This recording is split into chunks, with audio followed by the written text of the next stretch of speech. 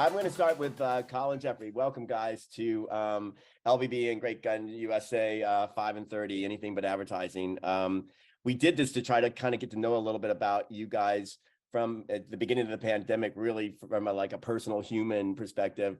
I know at the beginning of the pandemic, you guys had probably hired like all these really young, eager, kids out of college who wanted to were excited about their first gig in advertising. And then, 3 months later, you probably had to let them go. And, not many people were talking to leaders about how that felt, so we really wanted to get to the kind of human, kind of center, heart of you guys. So it's why we have 5 questions. They're just anything but advertising. It always leads back to advertising because we always, that's our lives, is our work. And we hope that we can inspire some young people, our people in general, with the questions and the answers that you guys give. So with that, I'm going to introduce Colin Jeffery, who's the Chief Creative Officer at Donor and the co-founder and Chief Creative Officer at Wolfgang in Los Angeles. Welcome. Great. Thank you for having me, Oliver. Good to be here. Like I said earlier, I try to get a few little tidbits, but I did see on the Wolfgang Instagram in 2017, there was a picture of you and Mike and this woman sitting in a red velvet chair, and there was wolves. There was a wolf. Tell us about that. Well, that was some of our early PR photos. We were founded in Venice Beach, here in California, and our office was actually just a block from the water, and it seemed. Oh, wow. It felt like we should, in our PR shots, obviously be on the beach, give it the kind of Venice vibe. And we did 2 shots, one on the Venice Pier and then one on the beach. And we managed to borrow a chair from a friend who owns a furniture store. And we had the chair. And then, of course, being a creative, I was like, well, we need a real wolf, right? So we went down this path of actually searching for a real wolf to get on the beach to do, practically. And we ran into a couple of roadblocks. We're like, I don't know, man, are we going to have to get the rights to bring a wolf? And what if the wolf goes ape shit on the beach and bites someone or whatever, right? So we went down that path. And then we just remembered that we actually have Photoshop skills. So we actually just bought a stock image and just comped the wolf in, which was way cheaper and way easier to do. Well, it's funny that you should say that, because that fooled me. But there's an article right now with AI that has partnered with Photoshop. It's just shocking, and way back then, Photoshop was the thing that you can do to fool people. But AI and Photoshop now has become crazy. But I would have never guessed that was not a real wolf. That's genius. I love that. Also, you wrote, you directed, I assume. Did you write also the Checkup movie? Yeah, that was a long time ago. I co-wrote the Checkup with Dave Wiest, who was my creative partner at the time. That was a long time ago, and it really was kind of those early days of agencies kind of dabbling in medium and long form film, right? So we were lucky enough. We were working on the VW Jetta launch at the time, as part of the Drivers Wanted campaign, and the tagline for that was "All Grown Up, Sort Of." So we started writing this kind of longer format piece. We had Joey Pantoliano involved, Kevin Connolly, who was obviously big at the time with Entourage, and just a kind of a short film about kind of growing up and fighting the need to grow up and take on adult responsibility. Yep. So yeah, we co-wrote that. And then Dayton and Ferris, who later went on to do a bunch of big features, they ended up shooting it for us. But it was a fun project at the time, for sure. I love it. I love Dayton Ferris as well. And the last thing I just want to bring up, because I thought it was a really great article. You did an article, I guess it was in Billboard, about Music Mad Men, which I think is became a big part of what you guys do in advertising, period, now, right? Yeah, no, absolutely. I've always had a very close relationship with the music industry. I think music's a shorthand to creating that emotional connection with viewers, right?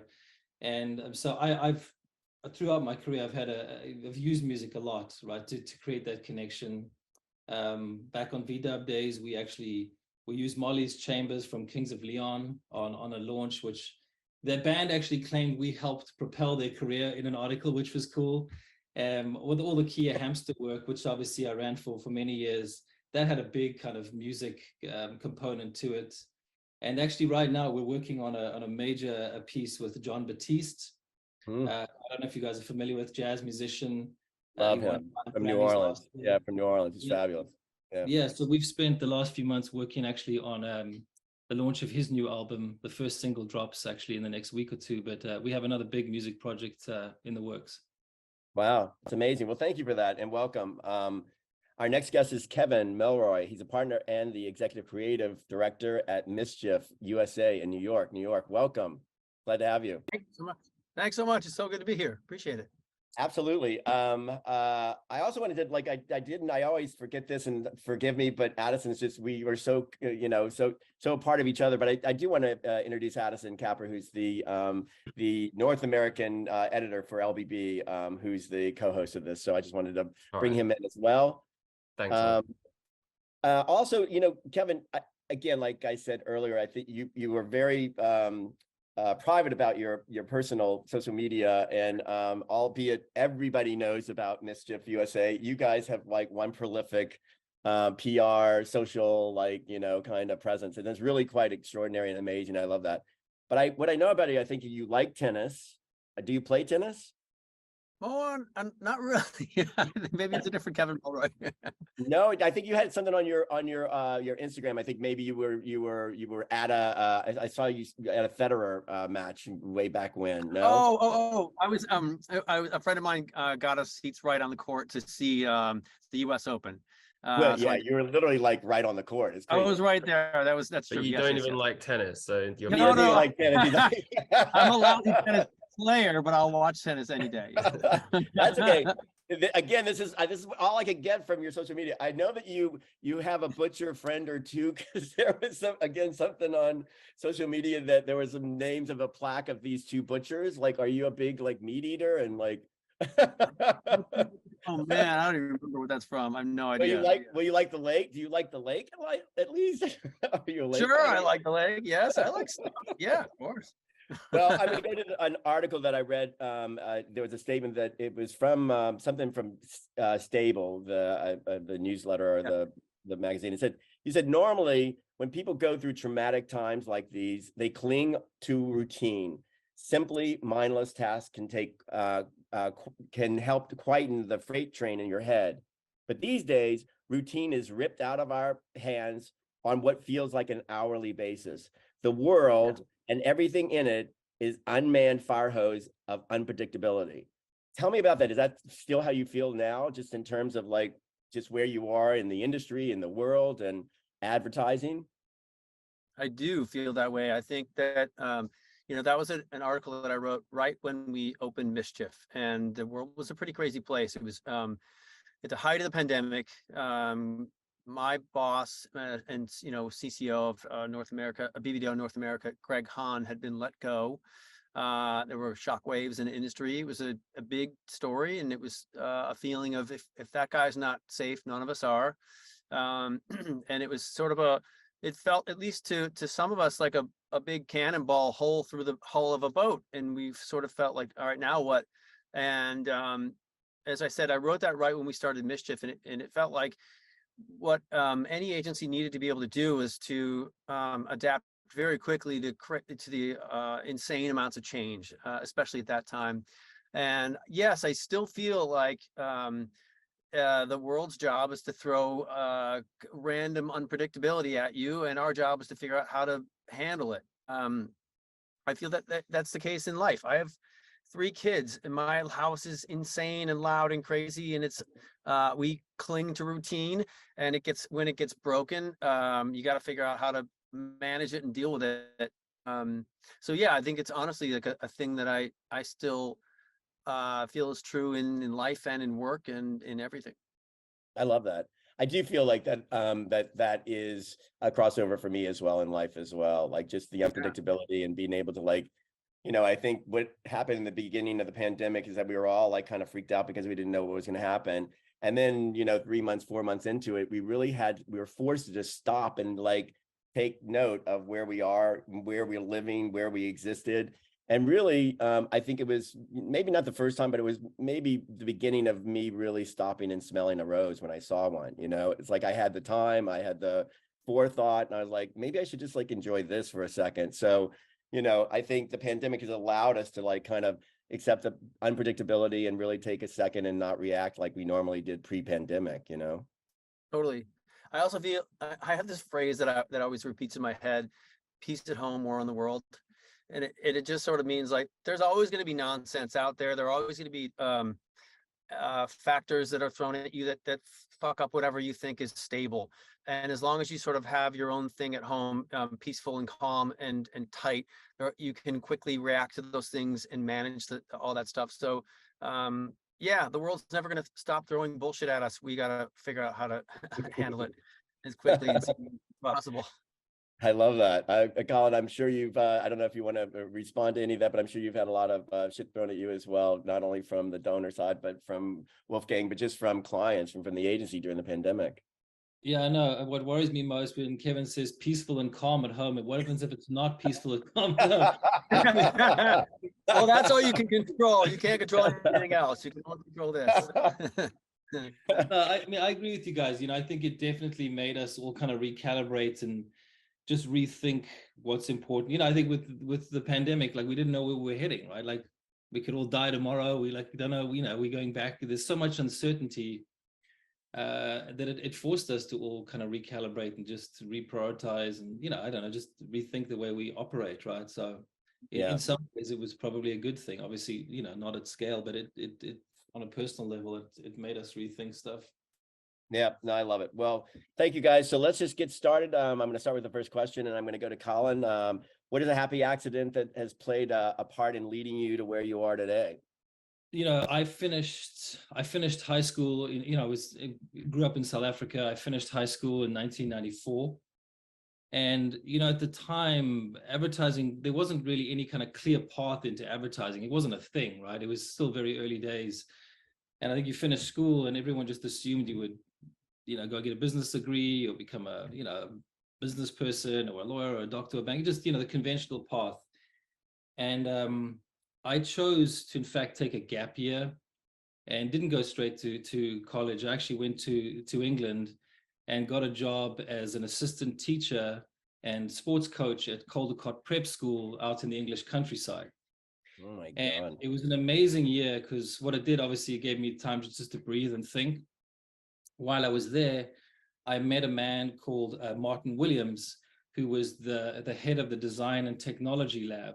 Amazing guy, a little older than me. He actually, in a previous career before being a teacher, was an automotive designer. I think for Alfa Romeo, but I can't remember. It was a long time ago. Anyway, he was head of this design and technology lab, and I befriended him. We became close. And he just started talking to me about the design and advertising and marketing and all these things I knew nothing about. And he kind of just painted this picture of like, you can actually have a career being a creative and doing what you love, right? And again, this was early days and I was like, holy shit, this is a thing. And he had a computer with Photoshop and had all these cool tools and pieces in his laboratory. So he really kind of just opened my eyes to advertising as a field. And I started to, immediately do research and look around. And as luck would have it, the Red and Yellow School had just opened in Cape Town, which is to this day still like the top kind of advertising school. It had literally opened in 1994. So I reached out, got hold of Hazel Pearson, who was running the program, and I applied. I actually quit my job at the school. I was like, sorry, I got to go. I've got a plan for life. Like jumped on a plane, flew back home, filled out all the paperwork. You had to kind of do some sort of creative portfolio submission piece.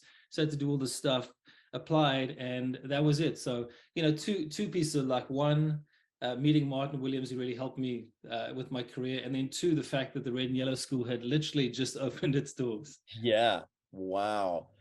I think there's so many interesting transitional pieces that helped you get there, and to unpack all that is pretty crazy. But, I think it's funny when you went and there was a sports part of your teaching, was there? And then there was what was the other part of it?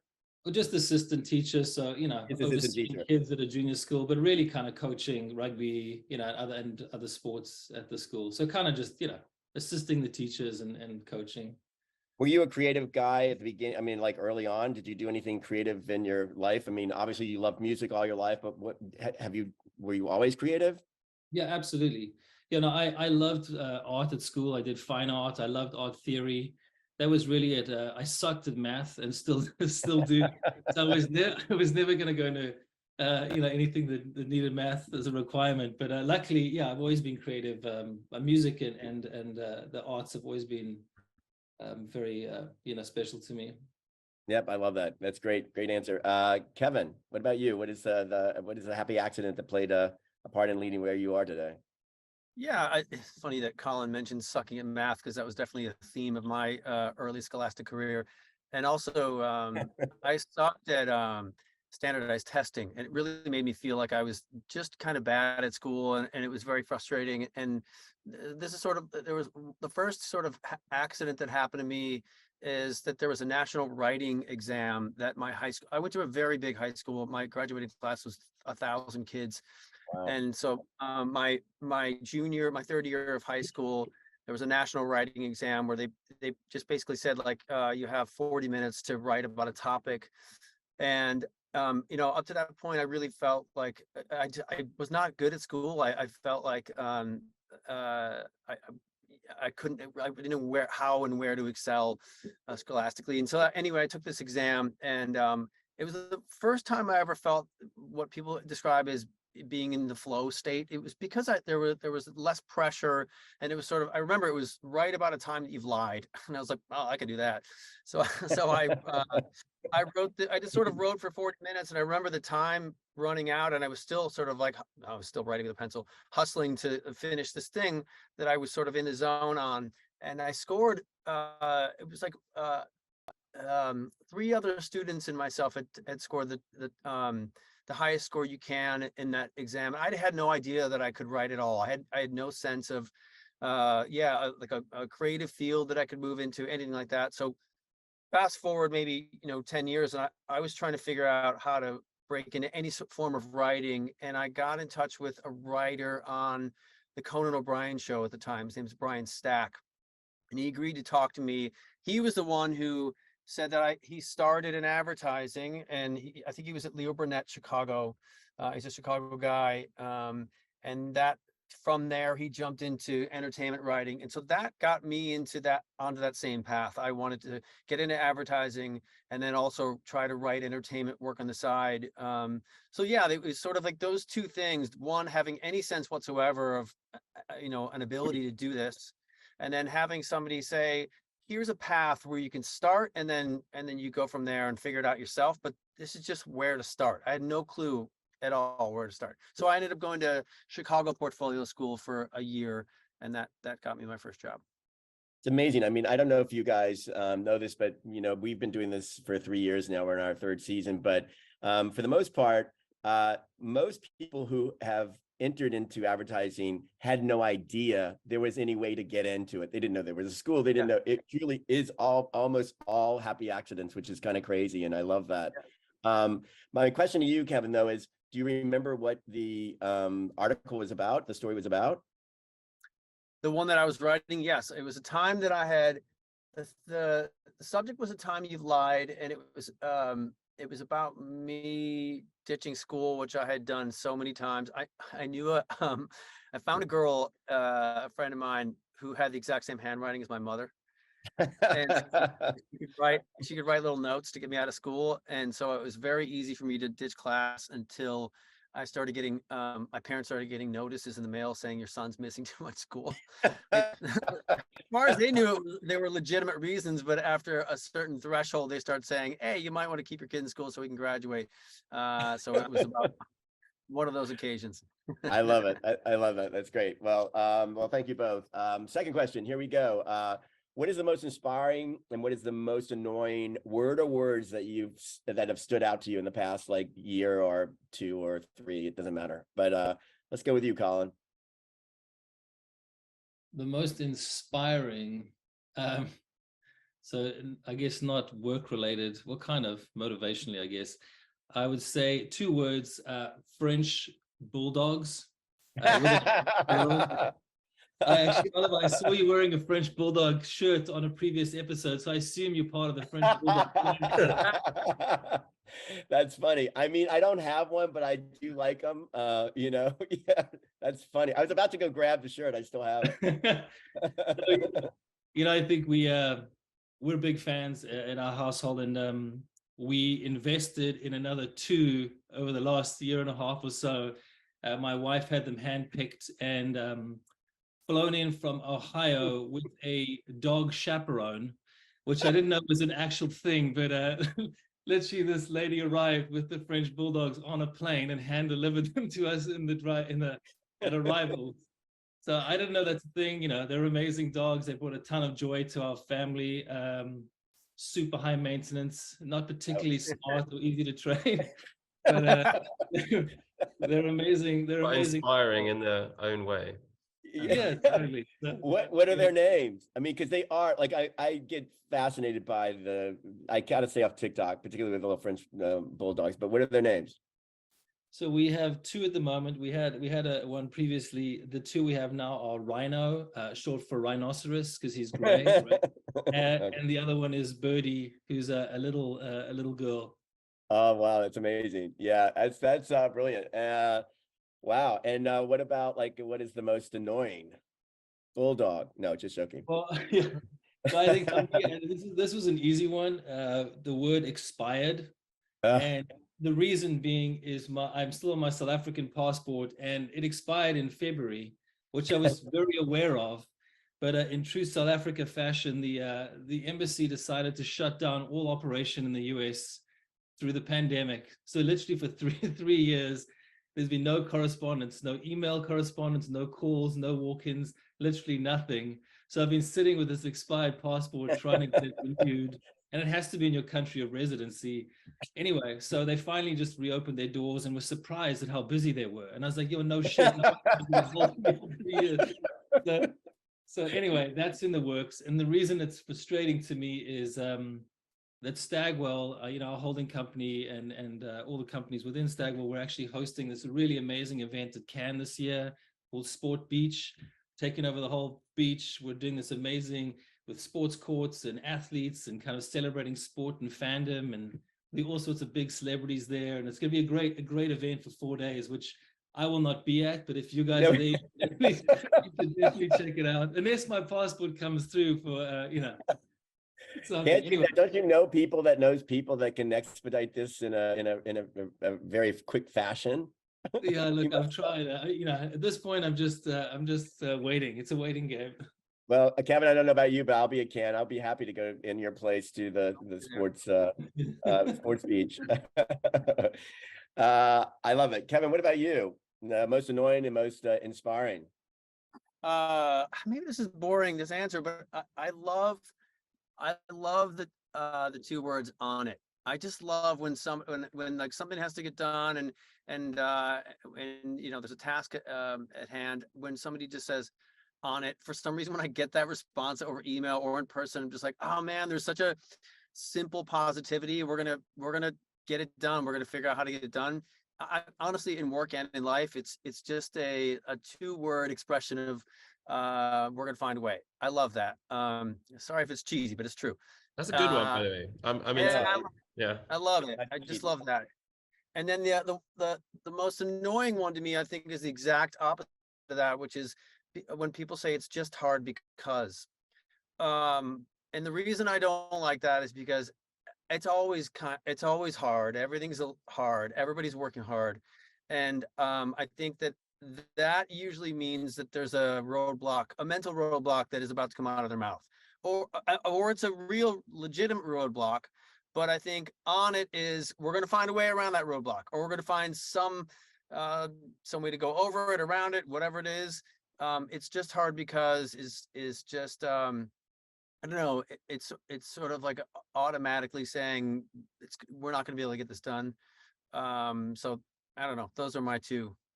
No, I love it. I mean, I think on it evokes a little bit of camaraderie or teamwork, or you're on it. Like if you're in a room and somebody goes, do this, and you're like, we're on it. Like that's like everybody's like in.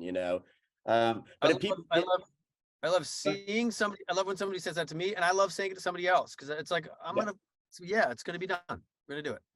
I mean, what if they put the two things together and they were like, oh, you know what? It's going to be hard, but I'm on it. Is that okay? Sure, that's fine. As long as the punctuation is the good one. Yeah. The inflection has to be on it. I got it. Well, thank you guys. I'm going to let Addison ask the next one. Okay. So our industry, I think, is known for long hours, which I think is kind of easier to do now that we often work from home as well. So how do you two strike a work-life balance, which is somehow a bit of an annoying phrase actually, but is there like a specific activity or like something that you do to just kind of switch off whenever you need to? And Kevin will go first for you this time. Yeah, I think for us, that's probably a two-part question. I think the first part of it is, as part of mischief culture, we make sure that we shut off at 6 o'clock at night. A lot of us have families. I told you already, I have 3 kids. My partner Bianca has 2 now. She just had her second baby 3 weeks ago. His name is Noah. And so a lot of us have kids and young kids too. And you know, it's a lot. There's a lot going on in our household. So we try to say 6 p.m. Let's not schedule meetings after that. Of course, there are times when after 8:30 and the kids are in bed, you got to go back to work and we got to get stuff done. But we're very anti-sweatshop culture. We just don't have any desire to have that be the culture here because we just don't think you get the best work out of creatives by doing that. Yeah. So that's sort of part one. And then personally, if you mean besides alcohol, I could try to think of something. No, honestly, lately I've been trying to do that, trying to separate or set aside little slivers of time to do stuff that's not advertising related. I used to write much more sort of entertainment work and my own writing on the side. Lately, I've been separating completely from advertising and sort of rekindling my relationship with guitar. I've been playing guitar since I was 15 years old, and I'm just trying to just get back into it and have that be something that is a release that is has nothing to do with what I do for work on a day-to-day basis. Okay. Is it something you just do at home? Do you play out? Are you just busting by on myself? Just shut it down and play. Yeah, exactly. And I mean, like I've been playing for 30 years, but I want to take lessons again and just sort of get as good as I can at the one hobby that I have right now. Nice. And how about you, Colin? I've personally always struggled with work-life balance. It's definitely not my area of strength. I think just in general, South Africans have this very strong work ethic. It's something I think we're known for, and I think it comes from just having this underdog mentality, right? You come from this small country at the tip of Africa, and this is for the industry and just at large, right? I feel like there's obviously less opportunity, so you have to fight really hard to get recognized. And when you do get an opportunity, a big brief for an interesting project, you have to fight tooth and nail to get it and then to actually convert it, right? So, and I think that just goes for life back home, right? It's a smaller market. There's just less opportunity, so everybody works really hard to make the most of what they have. That goes for me hand in hand with this kind of first in, last out mentality, which again I've always had since I was a young creative. I've always chosen to live really close to the office. I've always been in to turn on the lights, always been last out. Obviously that's not as popular, and it's not kind of the way that we're heading as an industry. And I think for me, obviously with COVID and the pandemic, working remotely, we've had to kind of taper that, right? Because you can be on all the time. You're on Zoom, you're on your screen. So if you don't actually make the effort to shut down and actually walk away, you could be on 24 hours a day, right? Which is obviously not healthy. So I think that's kind of how I've always been. I think obviously the industry is changing and our approach to work is changing. I think this idea of you work long hours, and you wore as a badge when we were young creators. Like, I haven't slept in 3 weeks. How are you doing? You know, one of those things, and that's obviously not healthy. And I don't think it actually leads to the best work. So, you know, I'm choosing to work smarter and not longer. I think, Kevin, to your point, we've never had a sweatshop mentality either. And I've just personally liked to work that way. But again, with COVID, you know, working more from home, it is just kind of close the computer. And it's actually allowed me to spend way more time with my family. I've made the effort to shut down early, have more dinners, have more playtime with the kids, you know, get out there, walk the French bulldogs, whatever, right? Just really kind of make that effort to disconnect, because if you don't, it could get a little out of control, right? Well, I just think you make a great point about the number of hours. Like during the pandemic, it was actually one of the best times to start an agency, because there's no avoiding the insane hours that you have to put in when you are, you know, you're beginning a startup. Sure. And we were putting in 16, 17, 18-hour days, and that went on for a year and a half. And that's just what you accept when you start something. But having done it at home during a pandemic meant that I could work those hours, shut the laptop for a couple hours, go be with my kids, have dinner, do bath time, put them to bed, and then go back to work. And so that was actually a very, speaking of like kind of lovely accidents, a weird thing to say about a global pandemic, but it was the kind of the perfect time to be able to pull that off with young kids in the house, you know, not being at an office until 3 a.m. every night trying to make this thing work. At least I was in the comfort of my home. You know? Yeah. It couldn't have, I mean, it couldn't have happened, I think, again, with young kids, or, you know, mine are maybe a little older, but it couldn't have happened at a better time, because it allowed us as parents to be around more, right? And just be more connected. So that I'm actually very thankful for. And I did learn a ton from it, just kind of reassessing, like we talked about at the beginning of this conversation, just resetting and just reevaluating how we approach what we do, right? Just that getting more of a balance in place, right? I love what you both said, because I do think that, you know, I guess maybe from childhood, we're taught to go to bed at a certain time and wake up at a certain time, then you go to school and all that kind of stuff. But your body and your rhythms, the biorhythms of your body may not be that. And I think what was really great for me, and I think a lot of my friends, was that we understood that, because I too kind of rebranded Great Guns in the middle of the pandemic. I took the job early on, and I had no idea that there was going to be this pandemic. But early on, it allowed me to do all the hard work. And if I woke up at 2 o'clock in the morning, I could do something that I felt was either, you know, work related or personally related or creatively related, and not feel like the pressure of that. You know what I mean? Just like you could close it for 2 hours and do bath time and kids and all that kind of stuff. And I think that's something that we should really like kind of promote a lot. Is like, people are not the same. And so if you're working at home and you're getting your work done, and you can creatively recharge by waking up or going to bed early, or waking up early, or going to bed late, or doing, you know, in the middle of the day, you know, playtime, whatever it is, I think it's something that we should promote, you know. Totally. And it sounds like you guys do that. Thanks for that. The next question, this may I don't know, it sounds like maybe it's similar to the other questions, but do you guys have a mentor? Who are they and what have they taught you? Let's start with Colin. I think just going back to the beginning, which really kind of set me on the right track, when I joined the Red and Yellow School, when I went to college, I met a man, Brian Searle Tripp, who was one of the fathers of South African advertising. He actually, along with 2 partners, started Ogilvy in South Africa, which was, you know, an incredible shop, and still is. When he retired, he started the Red and Yellow School, red and yellow being the corporate colors of Ogilvy. And I went to the Red and Yellow School, and in my first year, you know, I kind of went in there thinking I knew what I was doing. I studied art, and I was, you know, partying. I was a first-year student, just trying to figure out again the balance. And he called me into his office one day and told me that he was really disappointed, and I didn't have what it took to be in advertising. He's like, "You don't have the talent, you don't have the drive. This industry is not for you. You need to find another career path." And obviously, I was taken aback, shocked, walked out, and you know, I didn't really know how to take it at first.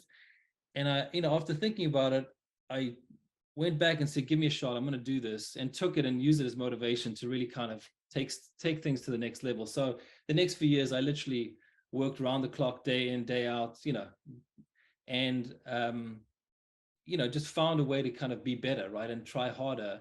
And at the end of the course, myself and my partner actually ended up winning the top student award in the country at the Luries, which is the kind of the most prestigious and biggest award in South Africa. So we won the top student award, and Brian came up to me, shook my hand, and he said, I knew you could do it. You just needed a kick in the ass, basically. Like you're off on the wrong track.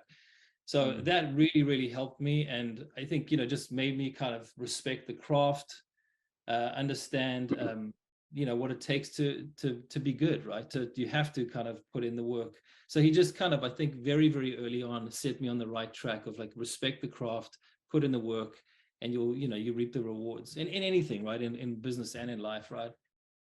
I love that. I mean, look, I think, again, if any of our listeners or our viewers like hear this story, I mean, obviously you had the wherewithal and the fortitude to, go out and, kick a bucket or a can down there and then come back and go, fuck you. Like, I want to do this. So give me another opportunity. And I hope people listen to that. And wow, what, imagine had you, I don't know, had you not turned back and gone back in there. So good for you and good for him. That's an amazing story. Thank you. Kevin, what about you?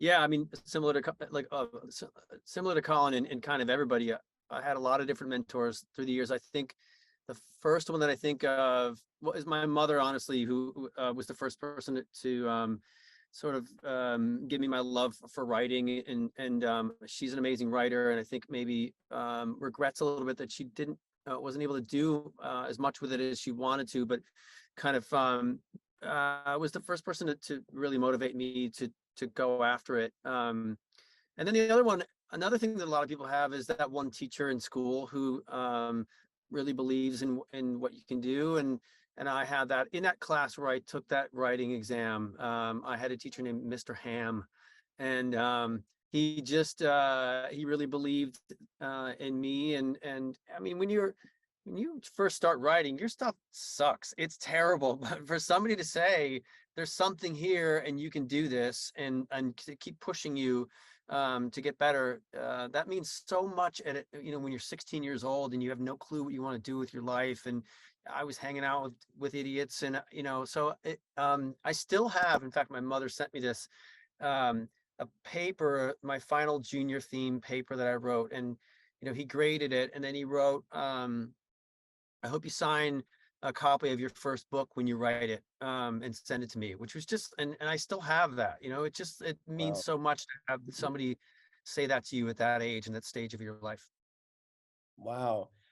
I mean, again, you two guys, those stories are kind of crazy. They're really amazing. That one too, Kevin. I think, leaders, in my experience doing this series, all have this inner like drive, this thing about them that no matter, it's like do or die, or what, nobody's going to show me, I'm going to show them kind of attitude. And I think that's what you guys both told in these stories of this moment in time where you were like, kind of said, you know what, like, you're not worth it, you're losers. And you went, you know what, I'm going to show you. And here you are today as great leaders of, and a very impressive, individually, companies that do just extraordinary work and lead really great, talented people. So I love that story. I mean, even with your mother, I mean, God, I wish I would have listened to my mother more, I think we all did, but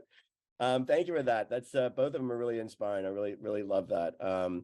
Have you guys gone back, or do you keep in touch with both of these mentors? You in particular, Colin, and you, Kevin. Do you have you said thank you, or have you said this is what you did for me, or do they know? I've looked him up and I can't find him. I mean, I also grew up in Chicago and I haven't been there in a long time, but I think he was a little older when I was in high school, so he probably is. I'm sure he's retired now. But no, I still feel like I'd like to find him if he's still with us. I don't know. Yeah. I just had to say, like, I do, there's very rare in life that you somebody tells you how you have affected their life, how you've changed their life and what you meant to them. So that's happened to me on a couple of times. So I'm just saying, I think pass it on. And if you can find a way to find his siblings or whoever, that'd be great. I'm sure he'd appreciate you, Colin. Yeah, I think as I've got older, these certain people in my life that I feel like I need to reach out to. Unfortunately, Brian actually died a few years ago. Roger Macon, his business partner, described him as someone who would eat, sleep, drink, and smoke advertising. And he was one of those true old school madmen. The guy went hard, long hours. Drinking, smoking. So he unfortunately is no longer around. But it's definitely, I've got to, I think, a life stage where there's certain people, like whether it's high school teachers, Kevin, like you saying, like people who've affected your life in certain ways, where you do want to reach out and just I don't know, just let them know that the effect they had on you. Yeah, I mean, I think it's important because in the day, that we live in with social media and it's so easy to connect with people. It wasn't so many years ago, pre computers, but it is now. So like, I think it's just such a gift that we get when people say, you gave me my first job as a PA, and it just, it's just flabbergasting. It's just like, what? Like, you remember what? So. Can I tell you a quick story? So I talked to that guy, Brian Stack, and thank you so much. I needed to grab a charger. My computer's dying. Thank you so much. So I talked to that writer on Conan, Brian Stack, and he was the one who told me about advertising. So I did 20 years later, I did a campaign for DirecTV. And I was, I saw a tweet from him saying, out of the blue, he had no idea who I was. God, I love this commercial. These commercials so fun. They're so funny. They make me laugh every single time. And I love this actor who's a friend of mine in it. And I DM'd him. I'm like, yo, man, I'm the one who did that commercial. And you're the guy who talked to me. And then I reconnected, and he was like, "Oh, it's so great! It's so good to hear from you." So I did reach out to him. That's amazing. No, that's great. Are you kidding? That's amazing. I thought that was going to go a different way. I thought you reached out and like you want to get, to be a writer on his new show or something like that. But I'm glad it went this way. No, it was just a little moment of appreciation. I was like, thanks for everything. Yeah, totally. No, I love it. Next question is, what is the most important risk you took to date? And it doesn't have to be in work. It could just be in life or, as a kid or whatever. And what did you, why did you take that risk? And what is it worth? Was it worth the risk? So what was the risk? Why did you take it? And was it worth it? So Colin, what about you? The risk. I mean, I think, any good career is a journey, right? And there's all sorts of calculated risk that's taken along the way to make it a career, right? I think by far the biggest risk was starting our own agency. So starting Wolfgang back in 2016. That obviously there's a huge amount of risk, right? You're setting out on your own. You suddenly have no support of a large established company behind you. And, luckily for me, I had Mike and Seema, who, obviously we've all done certain different things and worked in different parts of the world. So I think we felt very comfortable in everyone, in each's our own, our collective kind of experience, right? We could draw on. But you're still on your own. I mean, Kevin, it's very lonely, right? You're suddenly out there on your own. These three of you hire a few people, suddenly like, shit, we need to pay bills and keep the lights on and travel to pitches and pay for pitch materials and, insurance and, medical. There's all these things that suddenly are like real world problems that you have to handle, right? So it is very lonely. I think luckily for us, we won a bunch of AORs and some big projects fairly early on in the beginning. And then we were able to grow it, so it definitely paid off for us. And, more recently, end of last year, we actually were acquired by Stagwell, which again was very exciting to us, right? We were able to sell the agency, and really what that allowed us to do is scale, right? So it gave us the ability to scale quickly.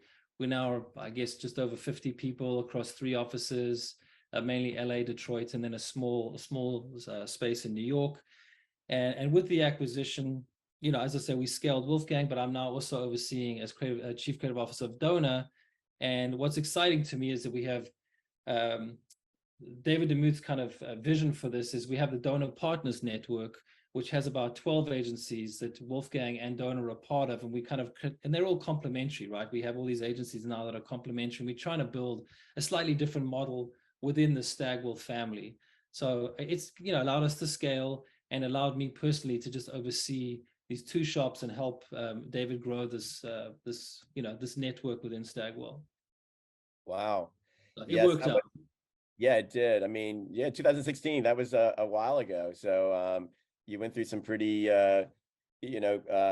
probably treacherous times. You said something early, leaders don't normally have anybody that they can turn to and go, hey, what do you think? It's like, when you're at the top, it is very lonely, and you really have to talk to yourself, or you have to find that outlet, and I think that also is another great attribute of leaders like you guys, is being able to find a way, an outlet or a resource to kind of gather your thoughts, or spitball, or talk about, or I assume that you have that person that you do that with, Colin and Kevin, but you, Colin. Yeah, no, as I say, I think for me, having Mike and Seema as partners, they've obviously been in the industry a long time. So Yeah. We had each other to kind of draw on, and I can't imagine doing it on your own. It would be very nerve-wracking without partners. That's great. Kevin, what about you? What's the most important risk you took? Why did you take it, and was it worth it? Yeah, well, it's pretty similar answer. Bianca Guimara is my partner, and I were at BBDO New York with Greg Hahn, and as I said, Greg Hahn was let go, and then it didn't take long at all. I mean, it was maybe 3 weeks until we got the call, and we were in a pretty comfortable position at BBDO, but we were also working in advertising at a time where nothing was certain. Nothing felt safe. Greg Hahn had just been fired. So starting something new with two of the best creatives I've ever worked with didn't feel like as much of a risk as it maybe seemed to be from the outside. It felt like if there's one thing we know we can do, it's the work. Finding that work it suddenly becomes a whole different skill set. But so taking that leap was certainly scary, but it felt like a very calculated risk based on the people I was doing it with. I think we thought we would work on, and we were founded by two of our founders are the founders of No Fixed Address in Toronto, Dave LaFond and Serge Rancourt. And so we thought we maybe would do some work for with the clients on their roster for a while. It just didn't turn out that way. There was, we got great opportunities early on, and we're able to produce the kind of work that we want out in the world. And it happened the way you hope it'll happen. That snowballs, you get it out there, something you love, and then the clients come to you for that thing that you love to do. And that had a snowball effect. And similar to Colin, it grew very fast. And there wasn't a lot of time to sort of sit around and wait for the phone to ring. It was fast and furious right away. And as I wrote in that article you referenced in the very beginning, Oliver, it's like, if you're going to do it, you want to do it with you want to jump into the waters of the fastest swimmers so that was I love that. Yeah, I love that. That's great. Look, I've spoken to Bianca. I think she's really quite extraordinary. And, I don't know Mike that well, but I do know his history. And, again, it's a testament to who you guys are as leaders, that you would, be fearless, or if you were not fearless, you didn't show your fear. You led with like such tenacity, and you really, it wasn't a leap of faith. It was like calculated in a way, with a little bit of leap of faith, and you both have come out of it in an extraordinary way. And I have to tell you, I think that people are going to be very inspired by, the answers that you guys have given, and just the conversation alone. I have one really quick question for you guys, and then we can end this, but only because you guys are like funny and inspiring. So if you could choose 4 people, any 4 people, to have a dinner at your house, who would those 4 people be, Colin? 4 people. Well, you know, I get such like social anxiety. So the idea of actually planning a high profile dinner expresses me out. I immediately go to like, what am I serving? What's the seating arrangement for this? So that I really get the dynamic Did right. you just have like 4 bulldogs instead? Yeah, exactly. Yeah, exactly. It's just a puppy face. Yeah. I would invite the chaperone for sure. I want to know all her story. I want that job. Anyway. I think, you know, one would be Kobe Bryant.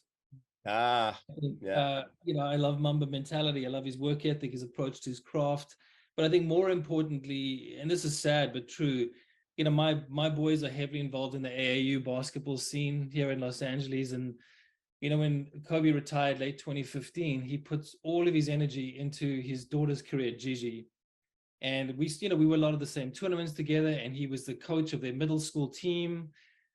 He had built the Mamba Academy, and he was a huge voice and force behind women's and girls basketball in the, you know, in just in general. And I just feel like he had plans, like he was going to really push women's and girls sport in the US. And it's just sad that, you know, obviously we lost him, but I would love to just pick his brain. Like, what was the plan? Like, how heavily involved in women's and girls sport were we going to get? So that would be cool. Second would be Nelson Mandela. I think just being South African. He's obviously an icon, the father of our country. He had this amazing ability to unite a really broken country and bring people together. And I just think, you know, we here in the US, we're very divided currently. And I just feel like we could also pick his brain, and he may have some good pointers on how to get things back on track. Thirdly, Kurt Cobain would be, again, when I'm thinking about the dynamic now, I've got Kobe, Nelson Mandela, and Kurt Cobain. One of the reasons, you know, I obviously grew up with 90s music, alternative, I was a big fan, and there's been this huge resurgence, and I think we'll see it continue. There's been this big resurgence of 90s, you know, music, rock, alternative, whatever. And a few months ago, one of my kids came up to me and was like, "Dad, do you know this band Nirvana?" And I was like, "Yeah, I was there." And then the other one came up actually a week or two ago and was like, "Dad, I need a Metallica t-shirt." And I was like, "You like the music?" He's like, "No, good job, my friend. And I think the other interesting thing with Kurt Cobain is he doesn't get enough recognition, but, you know, beyond being just an artist, he was actually a huge supporter of equal rights. He was a big opponent to racism. And, you know, he was an activist, and he doesn't really get enough recognition for that. So there is actually, I think he and Nelson Mandela might actually have more in common than you think. Right. No, absolutely. And then lastly, I guess if we're playing this game, would be a 15-year-old version of myself, and with an LP of Nevermind and a fresh Sharpie, so I could get some autographs. I love that. That's brilliant. I'm speechless. That's that's worked. I don't know what you would cook, or I don't know what you would serve, but it would be, I don't think people would be eating. No, I'd have Kevin there cooking meat, obviously. From his butcher friends. All my butcher friends will be there, yes. What about you, Kevin? Oh man, I don't know if I have as fun of answers as that, but there were 2 books that, well, technically 4, but there were 2 books that really stuck with me over the last few years. The first one is called These Truths by Jill Lepore. She wrote The History of America. She's the American history professor at Harvard. And she wrote the history of the United States, not just as a series of events, and it goes all the way from, you know, the founding of this country by the Dutch all the way past Trump. She wrote it not as a series of events, but as a way, sort of through the lens of how we've manipulated our forms of communication and media to sort of like recreate our history and revise our history. It's just a really interesting way to look at the flexibility of truth in our culture. So she would be one, because that really, it stuck with me. And as dark as that sounds, it had a way of making me feel better about things when I read that, because it was like you could see it only through the sort of like cynical and dark angle of it, but when you take a step back and see that these kinds of things have been happening throughout the history of our culture, it feels like, okay, this is another blip along the way, and it's going to be okay. So that had this interesting effect on me, and I would love to pick someone like that's brain. The other author that I read over the last couple of years is a Chinese author named Cixin Liu, who wrote The Three-Body Problem. Is anyone familiar with that? It's a trilogy. They're making a Netflix series about it. It's the guys who did Game of Thrones. It's their next big project. It starts with the Chinese Cultural Revolution in the 60s and goes all the way to literally the end of humanity, end of time. And it's a hard science fiction book, which means it's way too smart for me to read and understand. But the ideas in it are so profound and amazing that when you take this enormous cosmic macro view of our lives, again, it can seem sort of dark and scary, but it had the exact reverse effect on me. It felt like how amazing our lives are, how incredible it is that there is life. I mean, we've looked 50 billion miles in every direction, and there's nothing like what we have here. And so you could grab a handful of dirt off a playground in Brooklyn, and there's more life in that in your hand than there is 50 billion miles in any direction. So both of these like massive books that seem like they could be really dark and depressing had like the exact opposite effect. So it'd be cool to have those people. The third person would have to be like Adam Sandler or someone to keep it chill and keep it funny, because it's like you get real and then like Colin, I would have to have like a I'd have to have like an 8th grader with a stopwatch, because after I get really antsy at long dinners, and after 2 hours I'm like, all right, we gotta end this. I gotta go. I love it. Well, I mean, that's brilliant. I was about to say that I would not want to be attending your dinner, because I would not say anything, because I would feel so like, dumb and ignorant about like everything you I just just said. shut up and listen. Yeah. But it would be very interesting. Well, thank you for that, guys. You guys are inspiring, amazing. Thank you for the time. I know time is valuable. You're both again, I want to hang with you guys. Colin, call the White House. I mean, you must know somebody in the White House. Somebody from Donor must know. I mean, with a name like Wolfgang. But I think you guys, and Kevin as well. Thank you guys. And again, guys, amazing. Thank you for the time. I really, really appreciate it, and I really enjoyed this. Thank you so much.